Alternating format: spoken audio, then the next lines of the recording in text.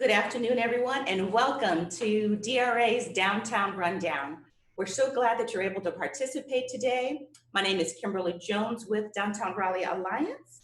And just before we get started with our great program, let me just go over a few things. Even though we have your mics muted and your videos disabled, we still want to hear from you. So we appreciate if you use the chat to submit any questions to our speakers. We will also do our very best to answer as many questions as possible after each speaker presents. We will also be sharing our screen during Bill King's and Amber Smith's presentation so that you can see their slides. And just one other thing is that we are recording this session so that you can review it later or you can share it with a friend or coworker. Now that we've got all that out of the way, it is my pleasure to introduce our first speaker, Mary Ann Baldwin. She has served 5 terms on the Raleigh City Council before being elected to mayor in 2019.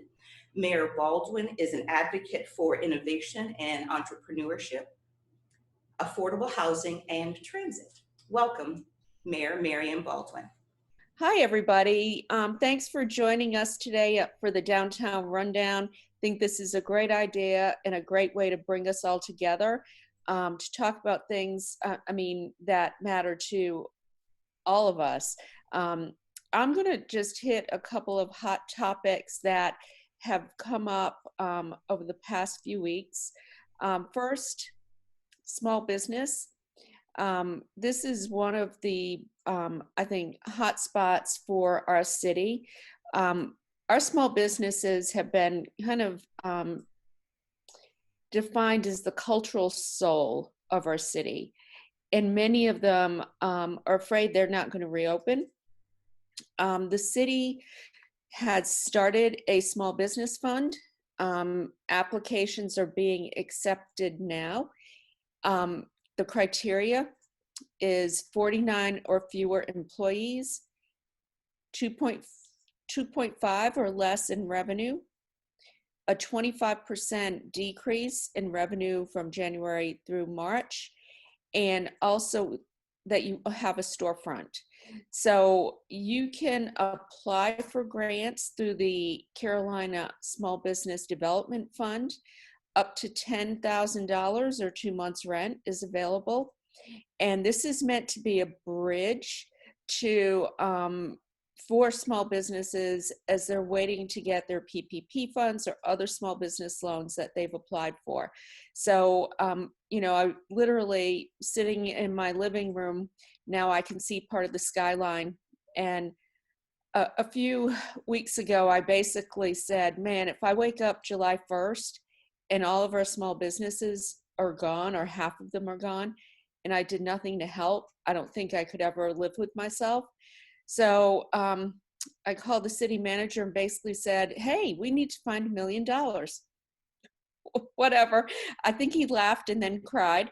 But, the fact is our team came together very quickly, found the right partners, and put up $1 million. Now spending time on the phone every day, talking to our corporate community, along with Adrian Cole and Jim Hansen. And Bill, you've been involved in this as well, Bill King. But we are raising money from our corporate sponsors. So far are about $400,000 in contributions. Our goal is to get to $1 million. So we're just going to keep pressing and see how much we can do. But this is one way we feel we can support our local businesses. Another hot topic during the election and now remains, and probably even more than ever, is housing affordability. We have had a group of community leaders and advocates working on the outline for an affordable housing bond, which would be placed on the ballot in November of this year. This will come to us formally as a city council on May 19th. We will have to make a decision on this by June 2nd, and that's our next meeting. But we are looking potentially at a $75 million bond that would help us build new housing for people below 80% median, 50% median income. We're looking at repair funds that would help people repair their homes and stay in them, programs for first-time home buyers, program to purchase land on transit corridors, and also the potential for public-private partnerships. So this will be coming before the council, as I said, May 19th and June 2nd. If you support this, please send emails to your council members and letting them know that you think this is a good idea and needed now more than ever. I will tell you there will be a small tax increase associated with this, and people will vote on this. You'll decide whether you want to spend $22 to $24 a year to help those in need. That's $2 a month. I think that's very affordable and that's for the average price of a home.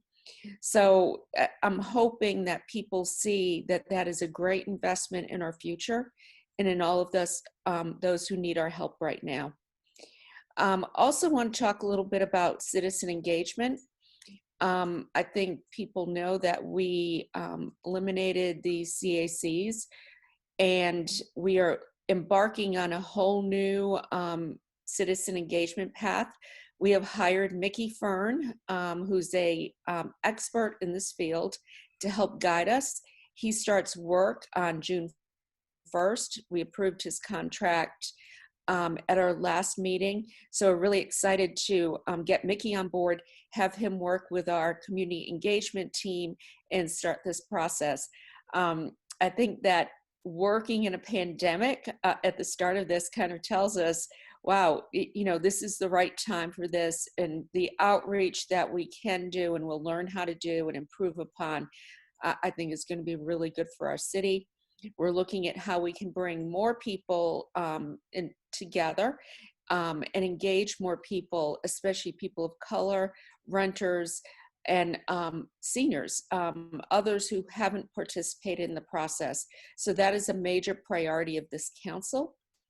And then I will address one more issue, and that is concerned a great number of people, and that is armed protesters coming through our city. I have learned a lot about this in the past 3 weeks. I did not realize that North Carolina was an open carry state because I had never seen anything like this before. We have people asking us why we're not arresting armed folks who were downtown, because it's legal, believe it or not. It's the law of the state of North Carolina. They cannot protest, but define a protest. That's been interesting as well. Apparently you can carry flags. That is a First Amendment right. You can burn flags. It's a First Amendment right.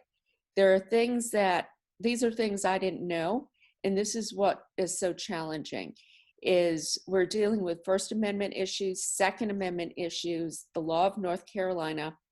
I know that people are not happy about this, but we also do not want to arrest somebody without being able to charge them with an actual crime that will hold up in court. We've been working with the district attorney on this, and so far there is a belief from the highest government sources that no laws have been violated.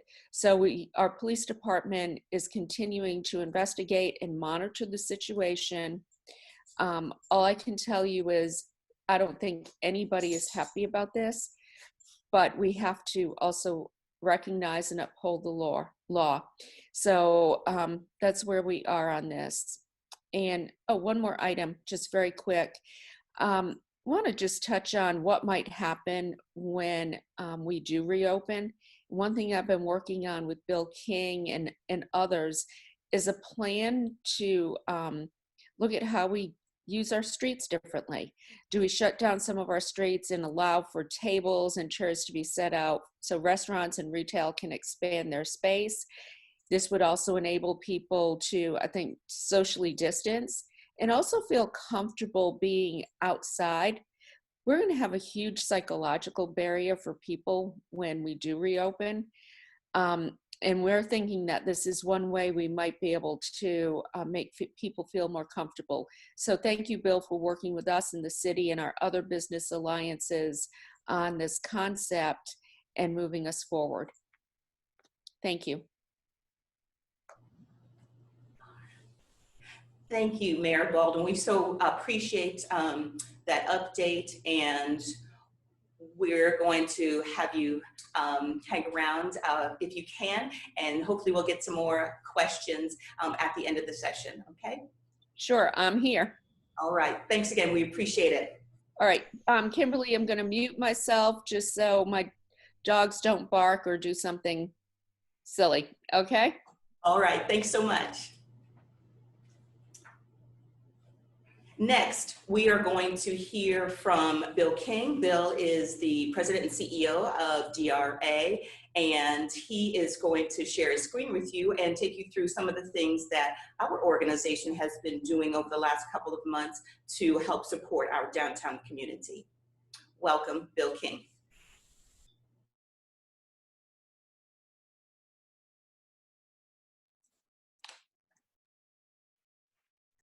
Okay, thank you guys so much. Mayor Baldwin, thank you so much for your words, and thank you for being with us today.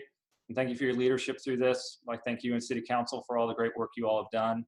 The city staff has done a tremendous job acting really quickly from things like our small business grants to curbside parking. City of Raleigh's really stepped up to help. And so thank you all so much for all your work.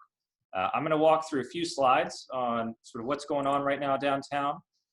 So give me just a second, bear with me, and I will have that up in just 1 second. This is live television, as you know, so we're doing it on the fly.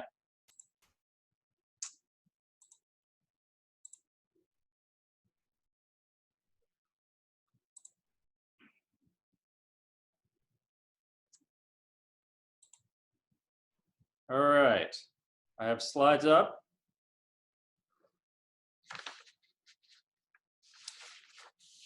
So we are, DRA's mission is to advance the vitality of downtown Raleigh for everyone. And so we're gonna continue doing that through this crisis. And we're working really hard with all of our partners to do so. One of the very first things we did when this crisis started was to begin finding ways to get resources and information to people. And that was really, really important. So we had set up a website. And it's on our website, downtownraleigh.org/COVID-19. And you can see all of these resources. The thing we've always emphasized is making sure that anything we do or encourage is in line with public health regulations. So the last thing we want to do is encourage anyone to be unsafe. You know, first and foremost, listen to authorities and listen to public health experts. So we've done that with our website. And so we've added resources such as everywhere in downtown, you can find takeout, curbside pickup and delivery. We update this almost every day. We audit it every week. So if you're a business owner and you want to update your information, always just let us know. Otherwise, we keep a close eye on it. This is a great resource for our community. And you know, we really need to support our small businesses downtown. It's a great opportunity to do so. Done the same thing with retail. So our retailers are slowly reopening. Under phase 1, we are able to have retailers have up to 50% of people in their stores, which is great. Some of them are open, some of them are slowly reopening. We update this information every day. Feel free to call ahead of time, but we do have retailers reopening. They're all taking precautions. We have a really thoughtful group of business owners in downtown, and all of them are taking great precautions to make sure they're in line with public health. This was a really great project with the City of Raleigh. These are temporary curbside pickup zones throughout downtown. They're also on Hillsborough Street. They're in 5 Points, and they're in several other spots of the city. So these provide temporary parking zones in front of stores and restaurants throughout downtown.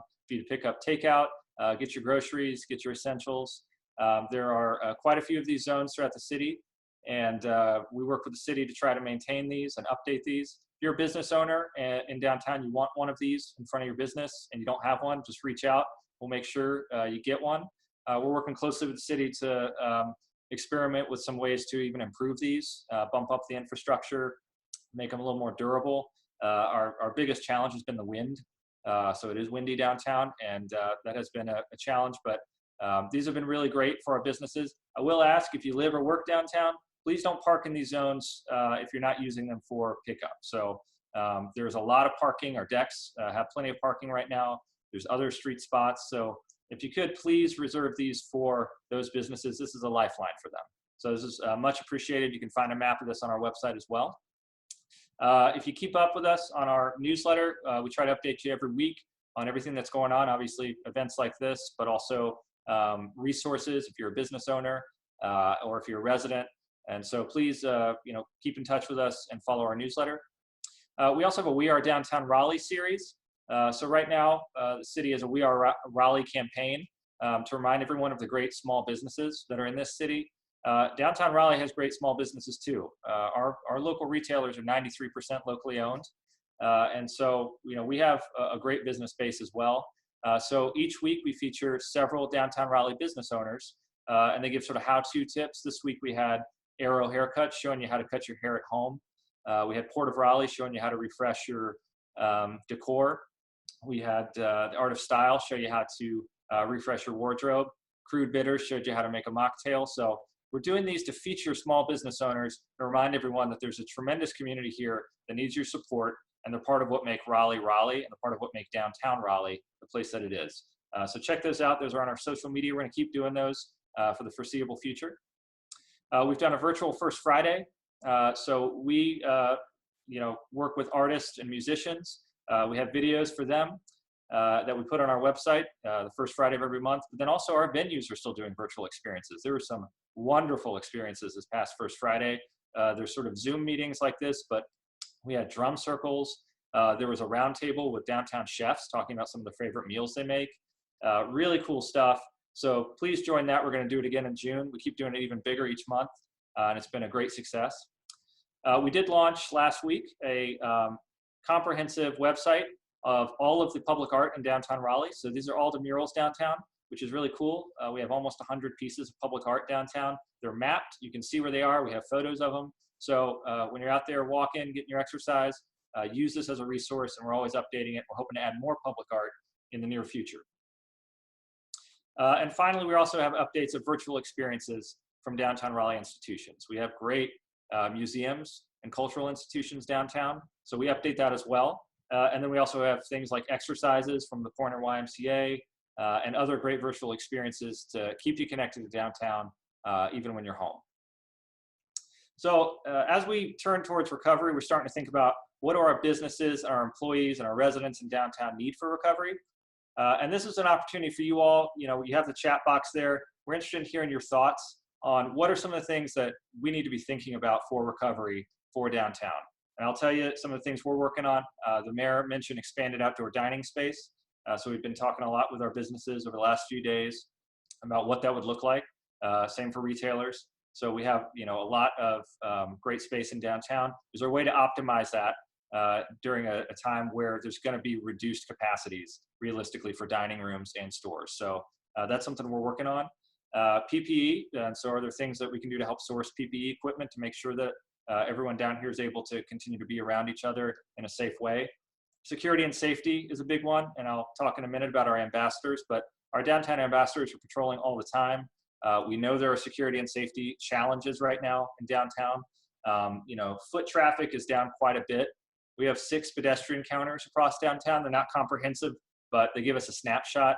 It looks like foot traffic is off by about roughly 75% downtown, given where it was before the crisis. So we know that that's a challenge.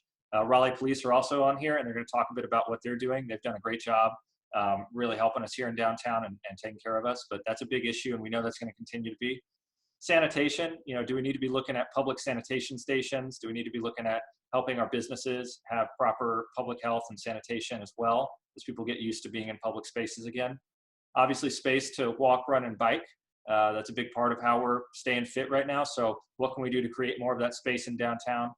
Curbside parking continued. I think this is a given. We're going to have to continue to look at those curbside parking zones as essential for our downtown businesses for the foreseeable future.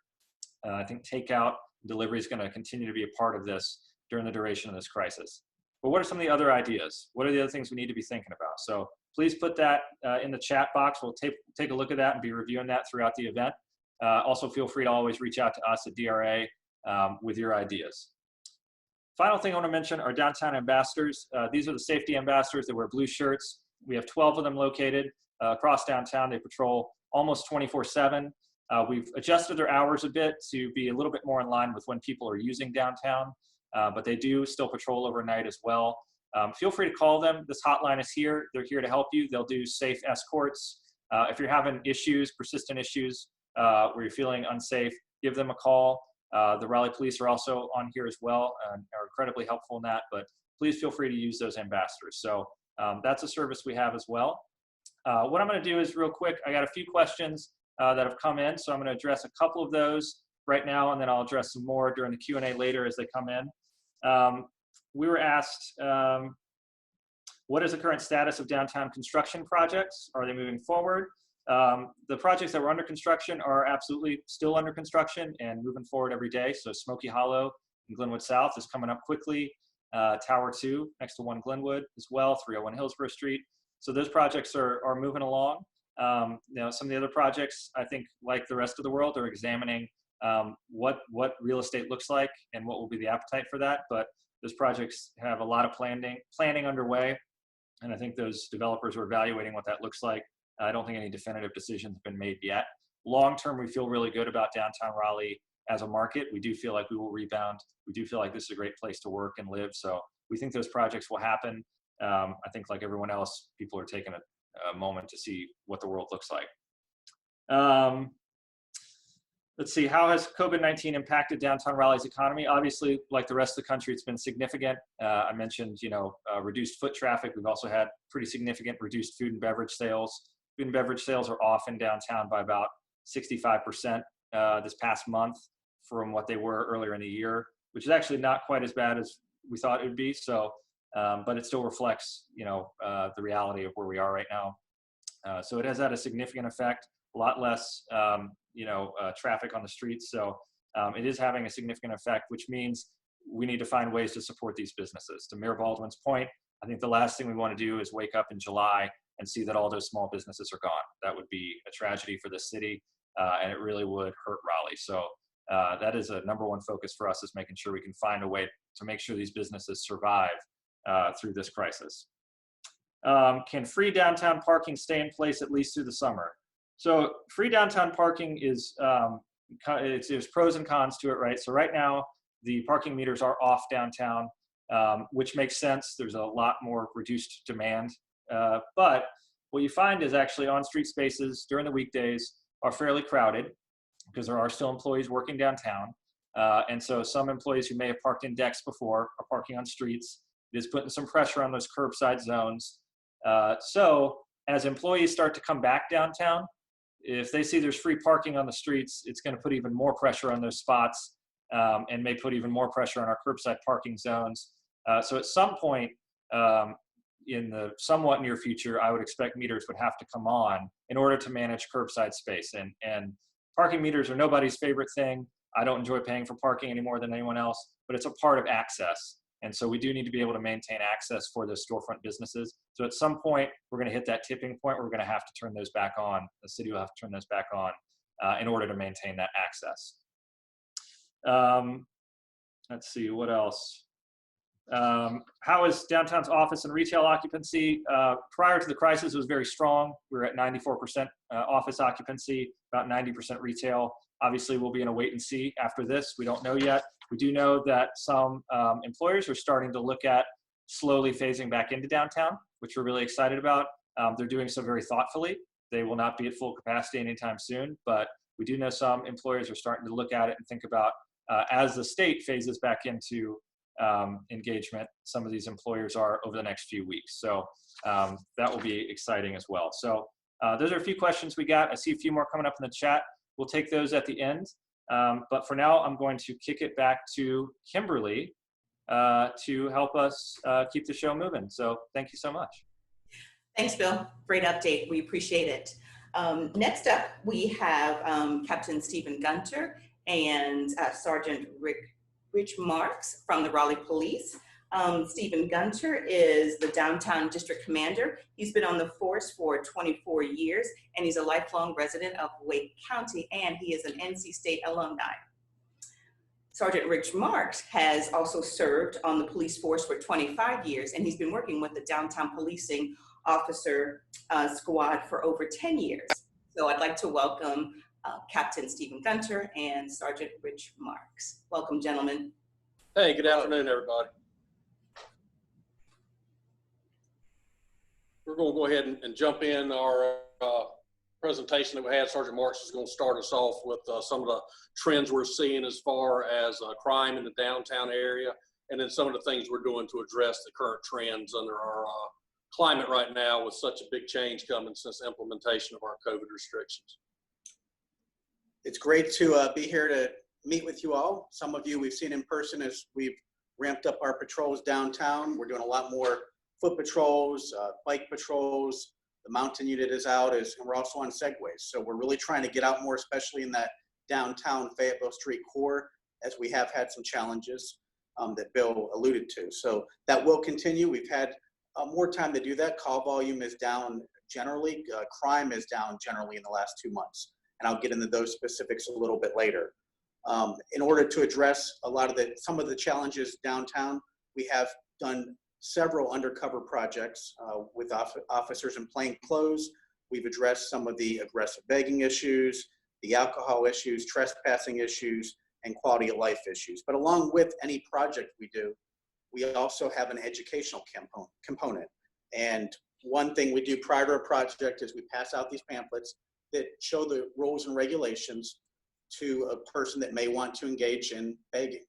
Begging is not illegal in the city. There are rules and regulations, and a subject that wishes to engage in that needs to have a begging permit that they can get from our station downtown here. So that is a big push. We also share these pamphlets with businesses and residents that would like a copy so they know the rules and regulations and when they should call to report a violation.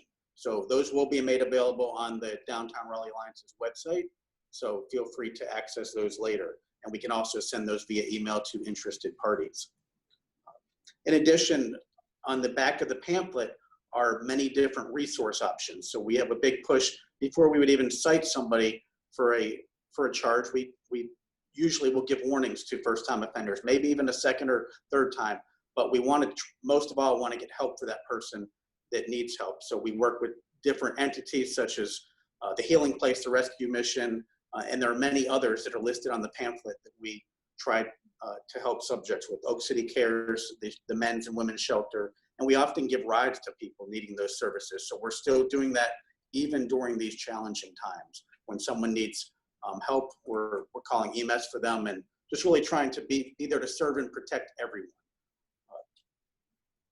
One question that was asked that I was asked to touch on is, when should someone call 911 about trespassing issues maybe on Fayetteville Street, or if you have a business? And the question, if someone has been trespassed before and they come back, then yes, that would be a 911 call. But if you're just not sure, call and have an officer respond, and they can talk to the person, see if they need some help, and maybe get them to go to a better location. And we like to problem solve and triage the various issues that we are faced with. Another component, if someone owns a business, they can put up a trespassing sign in their window, and that way if someone's in the alcove of the business or leaning on the business, they could be charged with trespassing. Usually with that, we send out a letter. The letter is filled out by the business owner, and we then have that on file here in the station once the trespassing signs are put up. So that is another component of that process. As far as overall crime numbers, we had an increase in robberies of business. We had 3 in the downtown district in the last 30 days, and there was an arrest made, and that subject was also charged with 2 others in other districts. 2 of them happened at Subway and 1 at Taz's store on Wilmington Street. So that took a team effort with the business working with us and our officers responding and making that arrest. Graffiti has also been on the increase, and we just heard today that our graffiti team is back on a part-time basis to address the cleanup of several of these issues. We've also have pending charges against several subjects, so those are being investigated at this time. So we're happy to hear that the graffiti team is back, and hopefully you won't notice that quite as much. I heard today they were out cleaning the Glenwood South area. We had no residential, we had 0 motor vehicle thefts, 0 residential burglaries. I mentioned the robberies.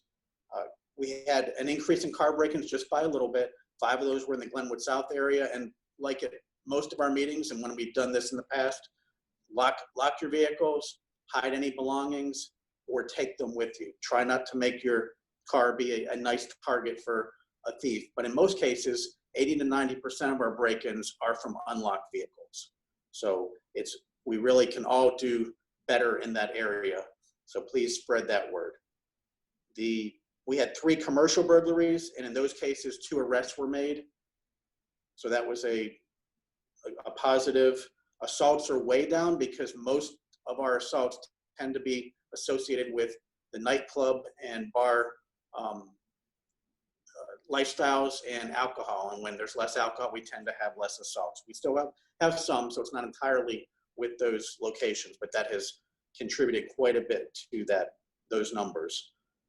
And as was mentioned by the mayor, we have had weekly protests that we've been a part of and are trying to make sure everybody is protected and served and that we keep the peace. And those have been, for the most part, peaceful, resulting in very few arrests. So that has been a positive. But each protest is evaluated, and as circumstances change, we might address a protest differently.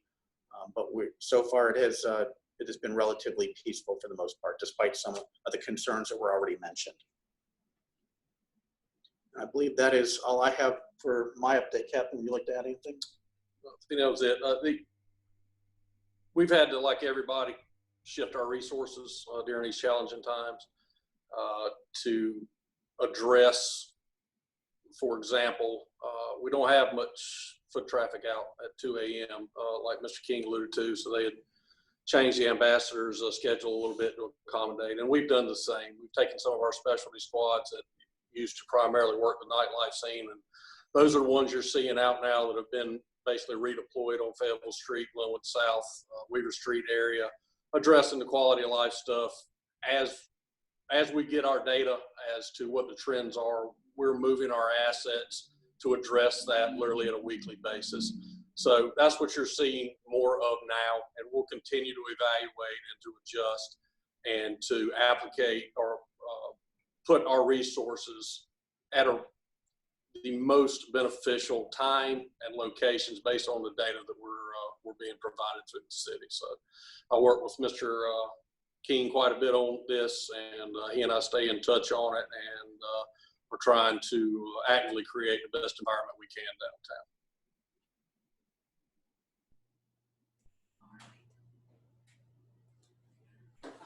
Thank you, gentlemen, so much. We truly appreciate that update and everything that you and the rest of RPD is doing to keep us safe. So next up, we have Amber Smith. Amber is the founder and executive director of Activate Good. It's a local nonprofit that rallies locals to improve our community through service. She's lived in Raleigh for most of her life, and she too is an NC State alumnus. And outside of Activate Good, Amber serves on the NC Commission for Volunteerism and Community Service. She enjoys singing, painting, and hanging out with her dog, Kira. Let's welcome Amber. Hi. I hope everybody's hanging in there. I'm really excited to be here with you today and talk about some of the ways that we can be helping out in the community during these challenging times. So I think we have some slides. Were you going to direct those, or did you need me to? Okay. Gotcha. All right, so we're going to share these slides. For those of you who are unfamiliar, I'll just explain a little bit about who we are and what we do. So as we heard just now, we're a nonprofit in the area. We've been around since 2005, and ultimately we do what we do because we believe that humans have the power and the responsibility to design and work towards a better world for all. So we mobilize people to serve in their communities. We serve lots of different organizations in our area. Next slide.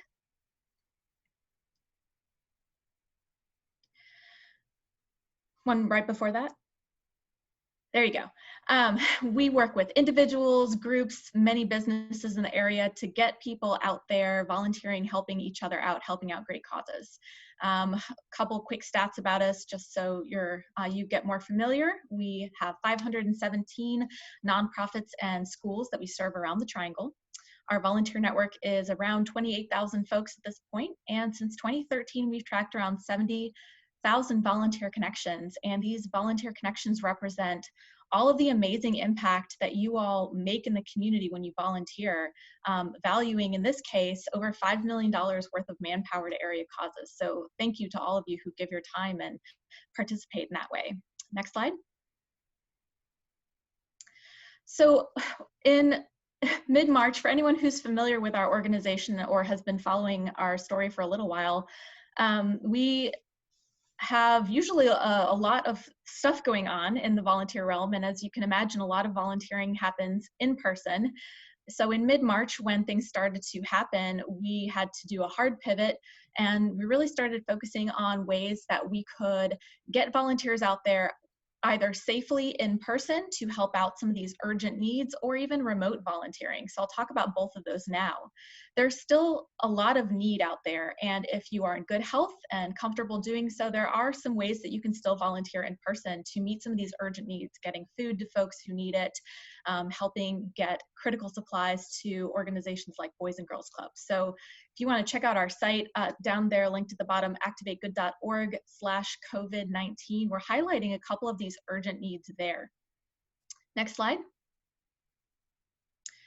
If you would feel more comfortable volunteering from home, we have so many opportunities to do that as well. And the message here is really that you can find a way to help out others and help out your community no matter where you are. We think that's really cool. So a couple of the things that we've been doing to help folks volunteer remotely from their homes or using their computer include using your skills. So based on your profession, you could be helping some of our nonprofit friends with web design, grant writing.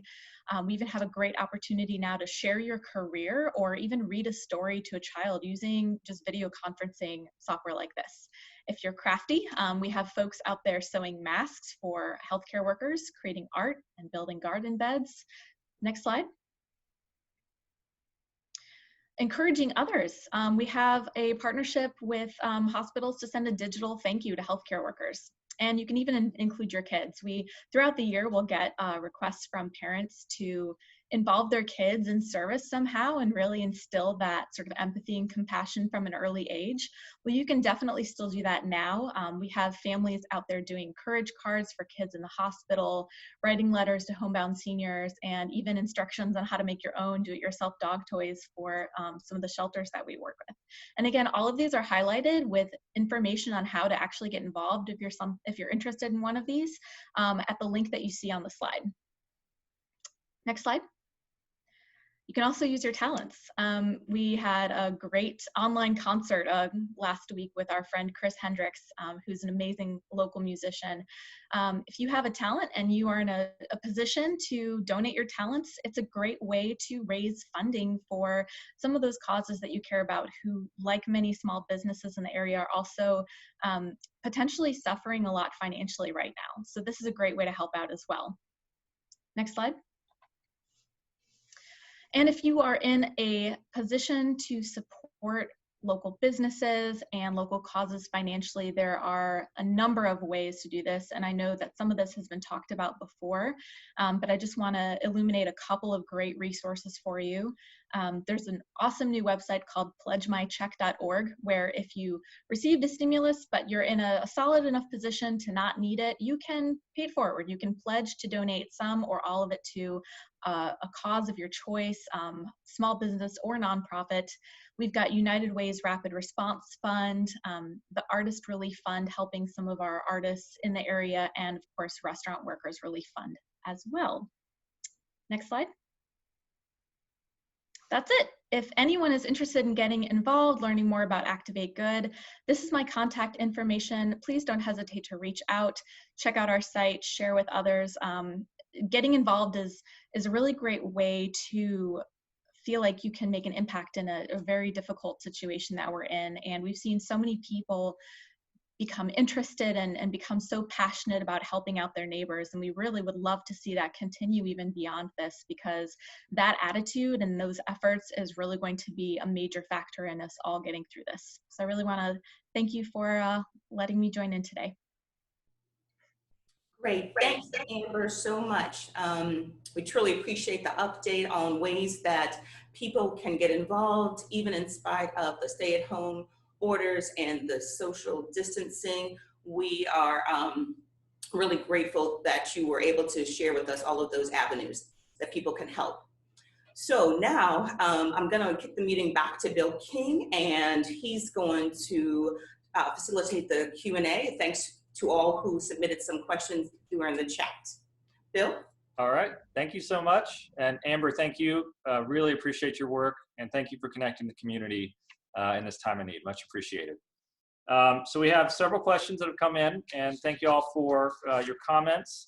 In the chat, we had a comment that just mentioned for myself and Mayor Baldwin to be sure to remember people with disabilities who use wheelchairs and other equipment when thinking about expanding outdoor spaces, to make sure that you know, everyone is considered, which I totally agree with, and I know Mayor Baldwin does too. That's nothing could be done or should be done that would negatively impact accessibility for everyone. So that is a great point. And we have a downtown business owner who talked about having a catchy title for a day of the week for encouraging curbside pickup for retail and takeout. And so building a movement to encourage people to support downtown retail and takeout, which is a great idea. We had a few questions come in. Mayor Baldwin, we have two questions that are similar, so I'm going to combine them. What impact will this crisis have on the city's budget, and where does the budget process currently stand? So we had a review yesterday of our enterprise fund, all of our funds. I'll tell you, the convention center is taking a huge hit with no events, as is the Duke Center, Energy Center for the Performing Arts. But the enterprise funds in general are in good shape. Where we're going to have issues is in the general fund. We now have approximately, we're estimating 24 to 30 some odd $1 million that we're going to have to cut from the budget. Staff has been working on that diligently. We will have a review on Tuesday, May 19th at our city council meeting. So it's going to be tough. It's going to be a recessionary budget. I served on the city council starting in 2007, but was there for the Great Recession. We will do similar things as to what we did last time. Part of it is deferring some of the maintenance. It's initiating a hiring freeze, which we've already done. We will be looking at canceling non-essential contracts. We will be looking at ways that we can deliver services differently. So there's going to be a host of impacts. And we'll hear more about that on Tuesday. But, everybody's going to have to sacrifice a little bit. There might be some services that are like a bit of an ouch. there won't be a 4th of July celebration this year, in part because of cost, but also because of just safety. So those are the things we're looking at, and we'll continue to monitor the situation. But I also really believe that Raleigh is going to come out of this stronger than ever, that we're in a good position because of the diversity of our economy, to move forward, and we remain optimistic. Wonderful. Thank you so much. Next question is for Raleigh Police. So we have a question from a downtown business owner who says, what would be the best step for me to take if I am dealing with consistent loitering at the front entrance of my business? Go ahead. I would say go ahead and call 911 so we can, as I mentioned earlier, we can find out what the issues are. It's a crime to block somebody's door. There's a charge for pedestrian interference, so that would be a crime. But once again, we're going to get there and assess and find out why it's happening, and does the person need assistance, or do they need to be charged? So call 911. That's really the best thing. If there's a question in anybody's mind, just call us. Let us go out there and take a look. There's a fine line between where the city sidewalk public access is and then when you actually get into the threshold of the business. And they may be literally one step may make a difference one way or the other. But truly the best thing to do is just call 911. Obviously we have a fairly high concentration of officers in the Fayetteville footprint, Blunt Street, Glenwood South. Providing there's not a critical incident going on and we've got officers available, we should have a very short response time where hopefully the subject will be still in the same location it was when the call was placed. When it gets there, an officer can just going to individually look at all the facts and then decide if this is an ongoing problem with the same person. That could have some components as to how we handle it. If they have already been warned several times, or if this is a new person, or if there's potentially some type of other things going on where they were not in understanding of it or didn't know that they weren't wanted to be there right then. It can be handled individually, but in short, if there's a question, call 911, let an officer come out, evaluate it, and then we can all come together and come to a conclusion, hopefully make everybody satisfied. Awesome. Thank you so much. Amber, we got a question in for you. Someone asked, looking ahead a few months, where do you see some of the biggest needs for volunteering and support as we continue in this crisis over the next few months?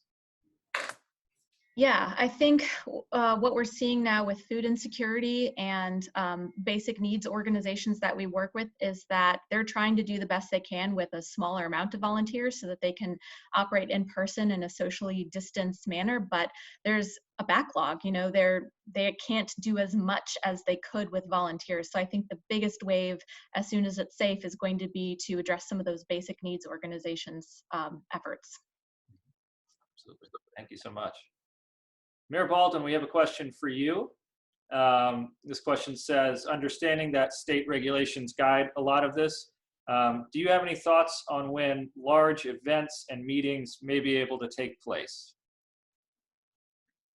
Well, the governor has outlined his plan over May and June, but it all is dependent on testing, tracking, and where we are.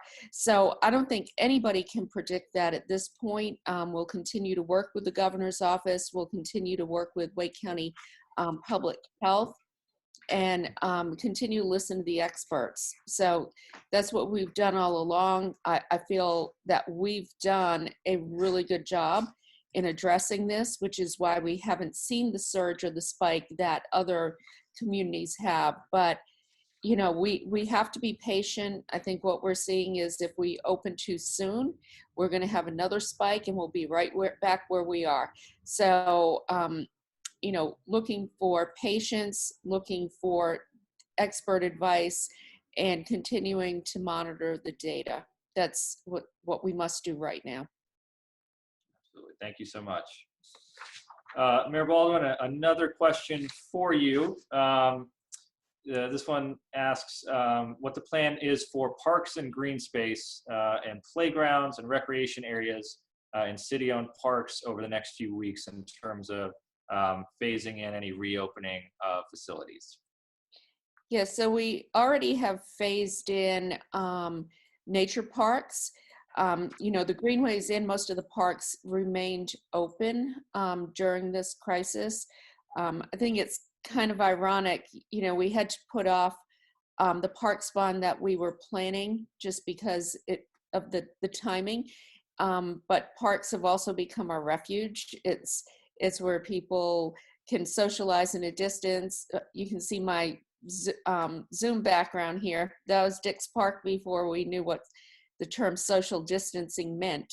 So, the plan is to continue to work with the state and help follow some of the state's guidelines, listen to public health experts.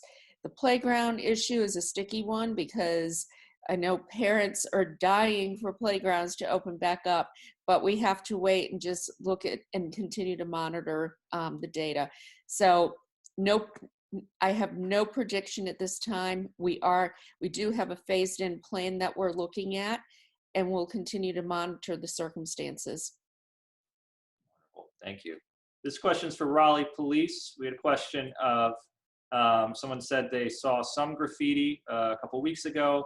If they come across instances of graffiti on buildings, who would be the best contact to reach out to let them know that they found that?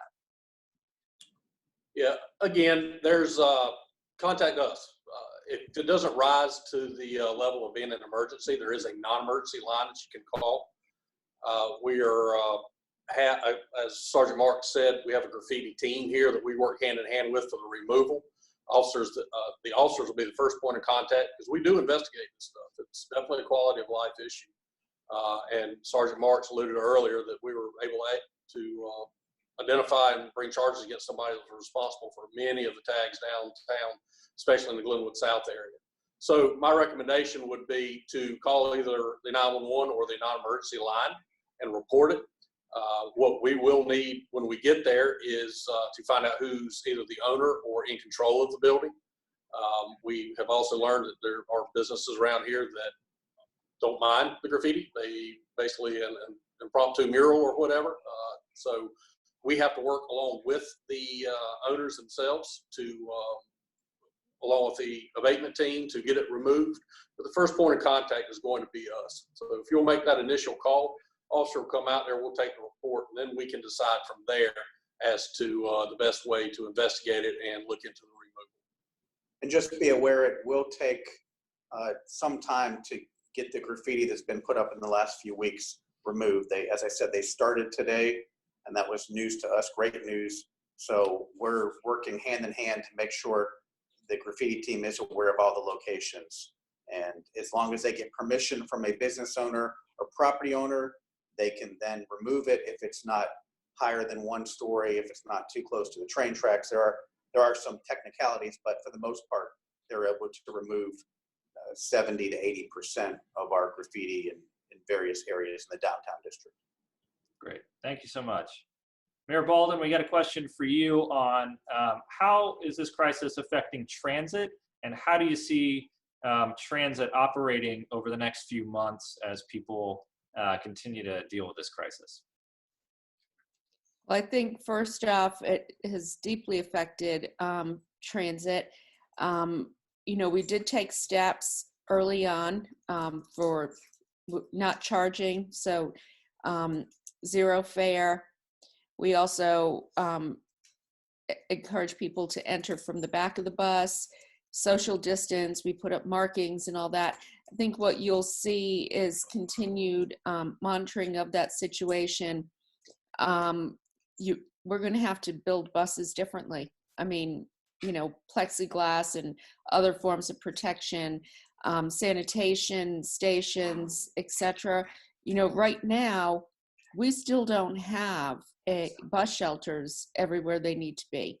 This is going to require a major effort on our part to improve that. Now, I am going to say part of the challenge for leaders is looking at the current situation, but also looking to the future. And while we're trying to deal with this current situation, we also know that Raleigh is going to continue to grow. Durham is going to continue to grow. We are going to continue to grow as a triangle. We have to move forward with bus rapid transit. Maybe it's just figuring out different ways of doing that. Commuter rail is going to be necessary. And when I say different ways of doing it, just in terms of the way buses are built and how they are operated. You know, we keep hearing about automated vehicles, whatnot. There are automated service lines. NC State has one called Cassie, but those are the things we'll be looking at. We can't lose sight of the fact that transit is going to be an important part of our future, and we have to govern for the future while also taking precautions today. Absolutely. Thank you so much. A question came to me about how we are helping lower income residents feel welcome in downtown. That's a great question. At DRA, prior to the crisis, we did about 70 free events a year in downtown, and we tried to make those, you know, appeal to a broad cross-section of the city. They were free, and we wanted to make sure that not just downtowners felt welcome at those, but we did market those and try to appeal to a broad cross-section of the community. A good example is our farmers market, which has been at Moore Square. We accept EBT benefits. So to help those who struggle to afford food, we provide fresh food at that and accept those EBT benefits as well. We are looking for a way to restart that market. We have to be very thoughtful about safety and public health. We're also looking at, are there some ways to pivot that market and help some of these downtown businesses that are also in need, could use an opportunity to do something like that. So we're taking a hard look at that market, and that's a good opportunity for us to help service that community. Let's see, final question. Mayor Baldwin, I know that homelessness is a challenging issue and one that requires cooperation across all sort of levels of government. But somebody asked, you know, what can be done to help those experiencing homelessness given this current crisis? Well, I believe there are several things that can be done. First off, the city started, it's again, another irony. Before this all broke, we started a fund called the Compassion Fund to help people move out of motels. Then we started a fund to help them stay there because they were being evicted. So we set up two $50,000 grants with Passage Home and Triangle Family Services to help people currently living in hotels, help them prevent them from getting evicted and being out on the streets. We have the city council. We all got together and made donations toward a fund, and we supported Oak City Cares, the North Carolina Restaurant Relief Works Fund, and also Interfaith Food Shuttle. We raised $116,000 to support that, so we continue to encourage people to support the organizations that are helping our homeless community. But looking forward, we, first off, the housing bond is meant to help with more long-term needs. And also, I've been working with Greg Ford, who's the head of the Wake County Commission. There is CARES Act funding coming into the county. Greg has been great about talking to municipal leaders about how we can work together. And we've identified homelessness, housing affordability, food insecurity, and workforce development is 4 areas that we want to look at and work together on. So I think you'll be seeing additional support and financial resources going to our homeless community. You know, one thing I'm really proud of is Oak City Cares and leading that effort. They do great work, but as I said at the opening, that is just the start. That's not the end. And we have to do so much more to support our homeless community. And I think that COVID has actually opened our eyes to the fact that we haven't done a great job. We need to do better. And that is one of the commitments that we will make to this community. Wonderful. Thank you so much.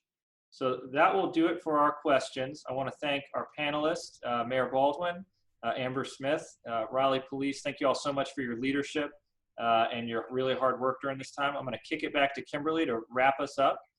And thank you all so much. Thank you. Yeah, thank you so much. This was fantastic. Again, we appreciate all of our speakers and the great updates that were given today. We also want to thank all of our attendees and the great questions that they submitted. That was fantastic.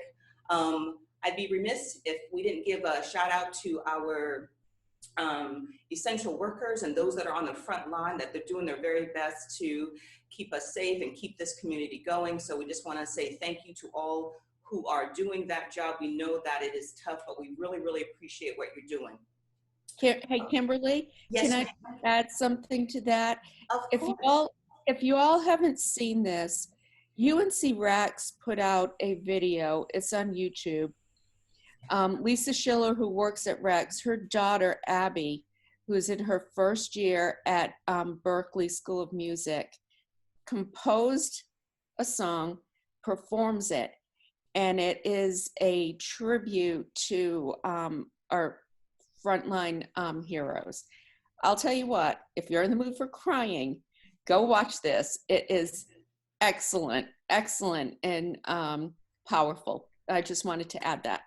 Oh, thank you, Mayor Baldwin. We'll look up that link and we'll include it in on our website, or we'll share it with our attendees today. Thank you for sharing. Thank you. And I also just want to take a moment to thank DRA's investors. Without their generous investments, we wouldn't be able to do the work that we do to help promote and our downtown community and support them. So just want to thank them for all that they do so that we can do what we do. And again, just thank you to everyone who participated, our great speakers and all of our attendees. We hope to see you again real soon.